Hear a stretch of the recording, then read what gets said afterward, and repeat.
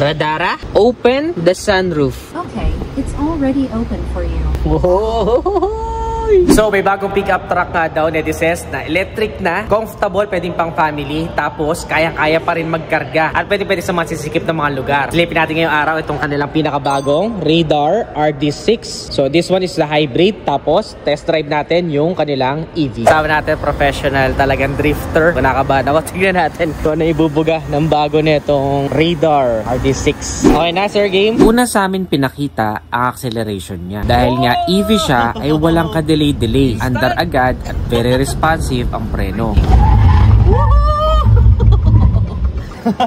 So yung 30 meters mula kung saan tayo pumreno hanggang dyan, allowance pa. So siguro mga 20 meters lang yung braking distance natin. Pangalawa ay sa likuan naman natin sinubukan. Walang preno-preno sa mga sharp curves. Ang lupit, parang sedan lang, minimal ang body rolls at kinaya ang matinding mga liko. Nakakabilog kaya ng pick up yung gano'n. Para naman sa suspension, grabe, parang crossover yung sinasakyan ko. Usually sa mga pick up, matagtag. Itong isang to, hindi. We wouldn't expect a pickup to go through this easily. Sa mga masisikip na spaces like subdivision, pinakita sa amin kung gaano ka-easy imaneho ang pickup na ito. Sisikip na ito. Tapos meron tayong 360 dito. Ang gagawin nila usually, bebeluhan nila. Tayo, for example, di natin nabeluhan, tuhog kagad.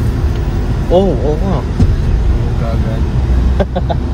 Ikot pa rin tayo. If you can notice, pagdating natin sa 360 degrees, we are back where we started. And now that we go back, medyo tutuloy na natin. Shipping tayo dito. Grabe.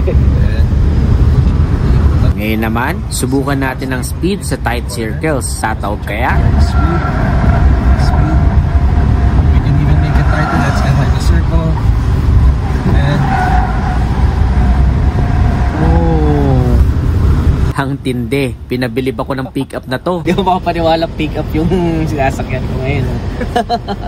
Grabe, sir. Thank you. So yun guys, grabe. Ngayon ako nakatesting ng pickup na parang hindi pickup yung pangiramdam. Alam mo yung mga isa sa pangamba ko kapag magpi-pick up ako is yung medyo hassle siya sa mga everyday na paggamit. Kasi halimbawa sa parking, tapos sa mga space na maliliit, especially kung nakatira kayo sa mga subdivision, nakita nyo naman kung paano tinik yung mga side corners at mga narrow spaces para lang siyang karakteristik ng isang sedan. Isa sa mga nagustuhan ko dito sa pickup na bago, na Radar RD6. Nakakatuwa no kasi parang yung pakaramdam mo sa kanya, pati yung suspension, perfect talaga pang family. So, I think this one will appeal dun sa mga tao nang gusto ng pickup na pakiramdam, pickup na dating, pero parang sedan lang or parang crossover lang yung pakiramdam kapag kami namaneho. Galing. Ito yung black, netizens. May tsura niya. Radara, open the sunroof. Okay, it's already open for you.